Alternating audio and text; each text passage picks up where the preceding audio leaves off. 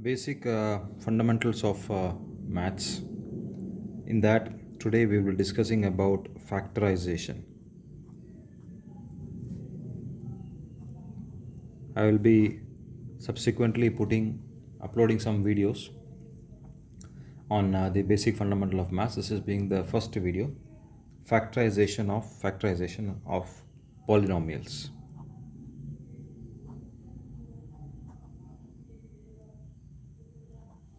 Okay. Um, we have something called as finding the root of a polynomial. How do you find the root of a polynomial? The root of a polynomial, let us say f of x is a polynomial. F of x is a polynomial. Then x is a value. X is a value for which f of x becomes equal to 0. Let me take a simple example. F of x is equal to x plus 2. This is a linear equation. It's a linear equation. The root of this equation will be x equal to minus 2. Why? Because when you put f of x in place of x, if you put minus 2, this becomes minus 2 plus 2, which will becomes equal to 0. So root of a polynomial, okay, root of polynomial is any value, okay, for which that polynomial gives the net result equal to 0. Now suppose suppose if you are given f of x is equal to 2x cube minus 3x square, okay, plus 7x minus 6. Okay, then this is the polynomial given to you. Then you are asked to find out any one root for this particular polynomial, any one root. So as per the definition, it's a value of x for which this becomes equal to 0. I substituted it becomes equal to 0. Let's arbitrarily consider 1, f of 1. You consider arbitrarily f of 1. There is a reason for considering 1, because consider the last in this entire polynomial, take consider this constant which is at the end. Okay, the factors of 6 are 1, 2, 3 and 6. So this, for the factors of 6 are 1, 2, 3 and factors means what? You can divide this 6 by using 1. That means 6 divided by 1. If you divide, remainder is going to be equal to 0. Similarly, if you divide 6 by 2, the remainder is also going to be equal to 0. Okay, so f of 1 will be equal to 2 into 1 cube minus 3 into 1 square plus 7 into 1 minus 6. If we solve this, 2 minus 3 plus 7 minus 6. If we solve this, if it comes minus 1 plus 1, it becomes equal to 0. So f of 1, or we can say x equal to 1, is one of the root of this particular polynomial. This looks easy. This is not so difficult. But suppose if you are asked, factorize x cube plus 13x square plus 32x plus 20. Factorize this. If it is given, if it is given, if it is given, if it is given, if it is given, x plus 2 is one of the factor, is one of the factor. That means we have to find other factors for this particular polynomial. One factor is already given to you, that is equal to x plus 2. So how will you solve this problem? Now what you do is that we are going to use something which is called as a division method. We are going to use the division method to solve this problem. So we will divide this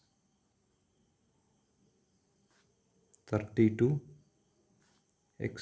plus 20 by x by 2. That means you are dividing the whole this by x by 2, x plus 2. Now see here it is x cube and it is x. Then we know that if you multiply x into x square, if you multiply these two, if you multiply x into x square, then what you get, you're going to get x cube, right?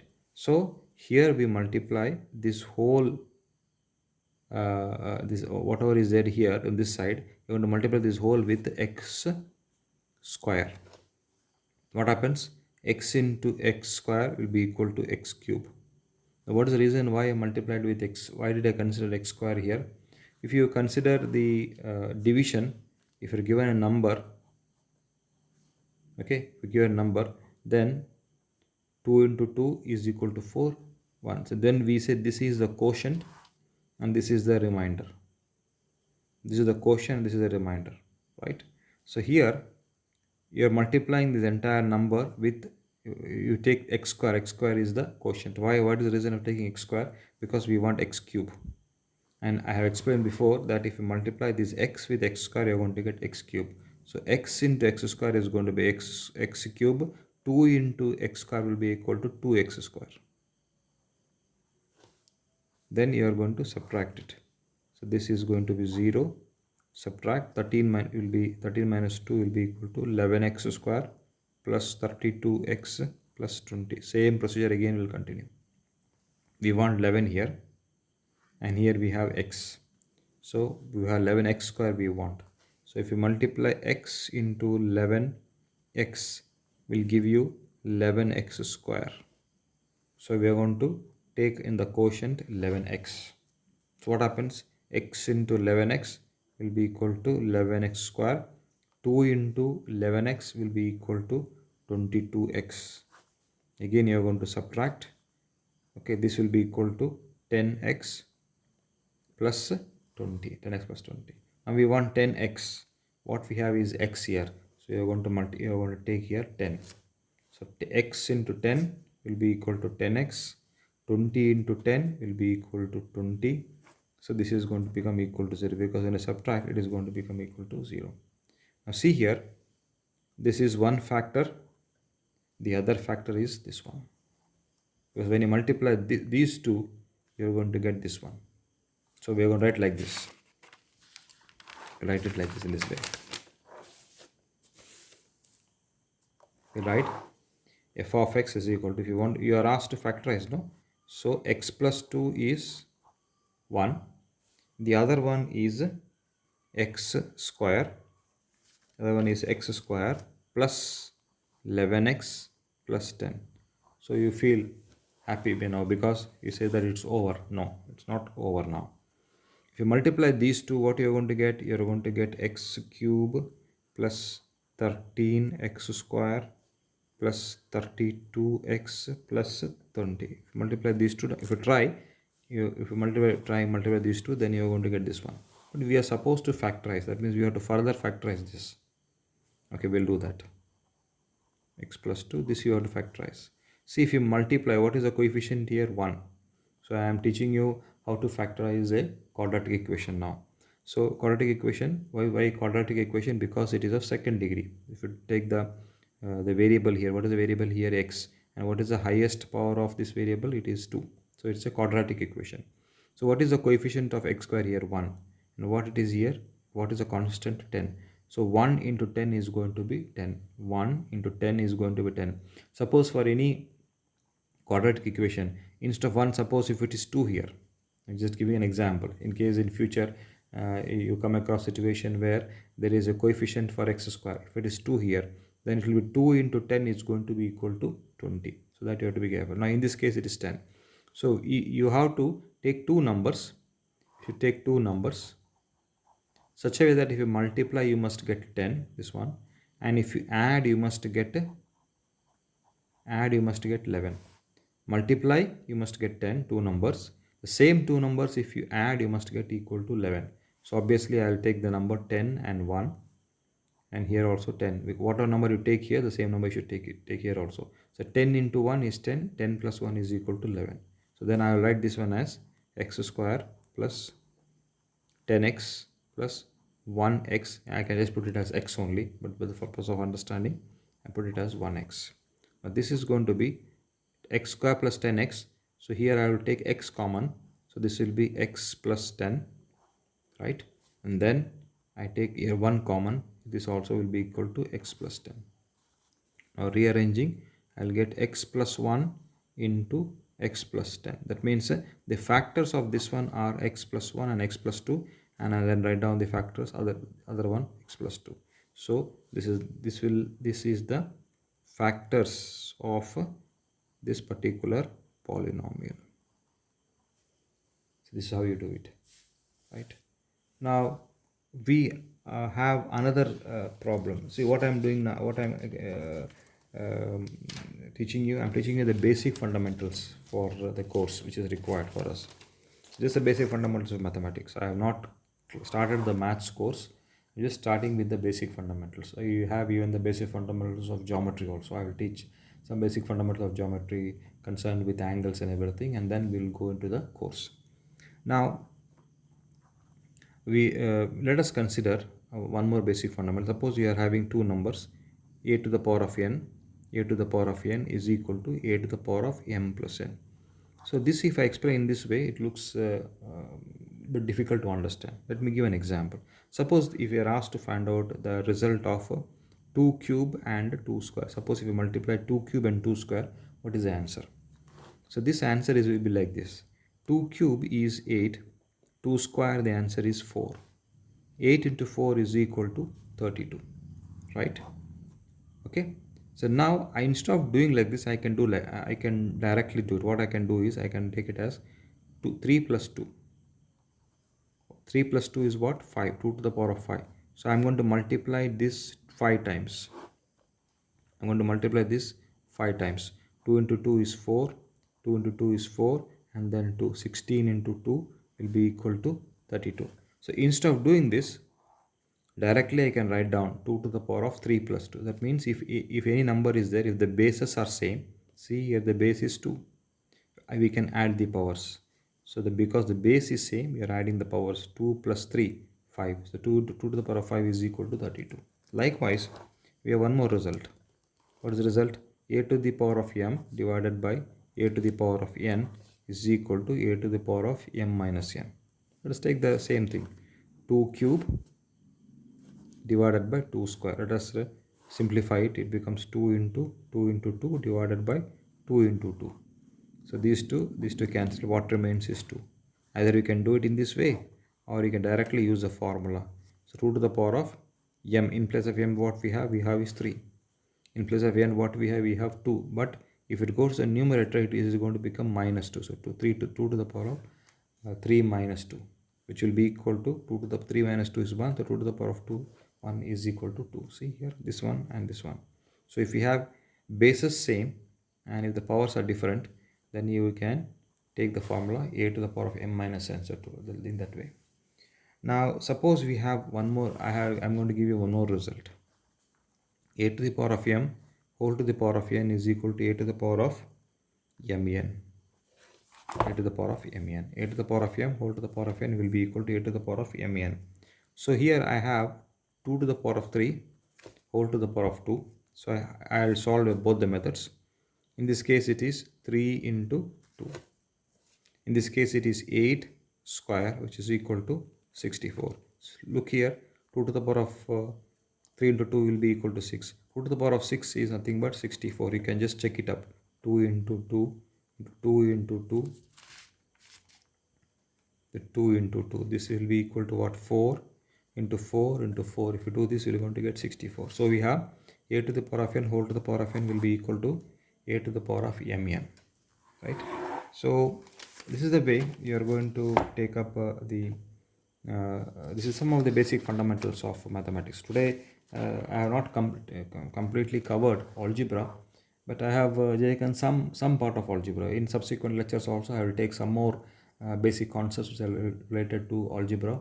Then we have to cover the basic concepts related to geometry. Then we can go into the course. So suppose if you are asked to solve a problem like this, 64 whole to the power of 1 by 3. Then asked to solve 64 whole to the power of 1 by 3. So I will solve this by two methods. I can write 64 as 8 square whole to the power of 1 by 3. 8 square, further I will write it as 2 cube.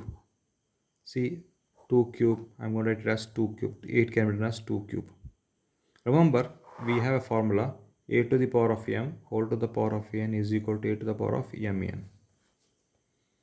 I'm going to use it here. So this will be 2 to the power of 3 into 2 whole to the power of 1 by 3, which will be equal to 2 to the power of 6 whole to the power of 1 by 3, which is equal to 2 to the power of 6 into 1 by 3, m into n, no?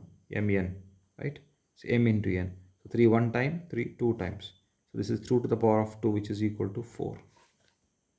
Or this is one method. Another method is, suppose I am very familiar with the numbers, then I can write this as 4 cube to the power of 1 by 3. 64 can be written as 4 cube to the power of 1 by 3. So then with the same method, a to the power of m or to the power of n is a to the power of mn. So this is 4 cube into 1 by 3. So this 3 cancel. What remains is only 4. See, this answer 4 and 4. Either of the methods you can follow to find the answer. Let me take one more example. 625 whole to the power of minus 1 by 2 to the power of minus 1 by 4, and then it is raised to square rest of 2. 625 means I know very clearly that it is in terms of 5 only. It is in terms of 5.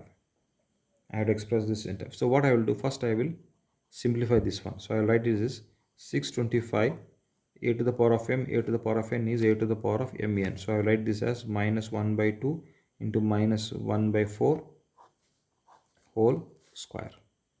This will be 625 minus 1 by 8 square and 1 by 8 square. So this can be written as 625 minus 1 by 8 1 by 8 into 2. So this 2 and this 8 is going to get cancelled. I get 625 whole to the power of minus 1 by 4.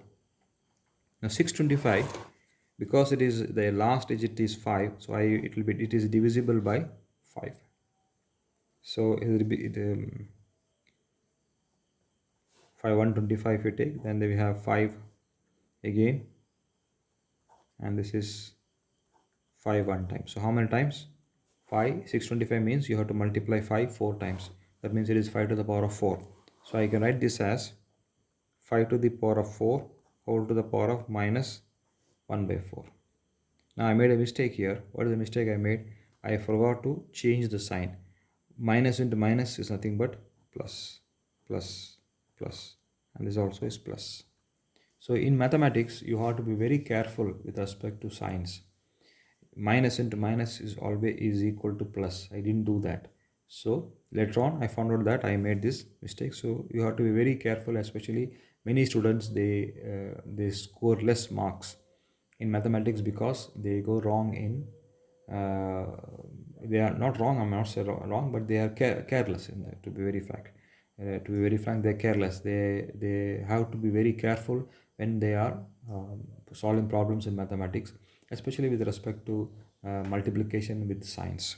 Now 5 to the power of 4 into 1 by 4. Why 1 by 4? Because a to the power of m whole to the power of n is a to the power of mn. So 5 to the power of 4 into 1 by 4 will be 5 to the power of 4 into 1 by 4. This 4 cancel. So 5 to the power of 1 will be equal to 5. So this, if you solve, the result is equal to 5. So in the next subsequent classes, I'll be taking some more fundamentals which are related to algebra and also concerned with geometry also. But before we wind up the class, I'm going to take a small class on a refresher on something which is called as rationalization. A very important concept, because when we discuss chapter on complex numbers, and when we discuss about the higher algebra, we have to have something in knowledge about something which is called as rationalization.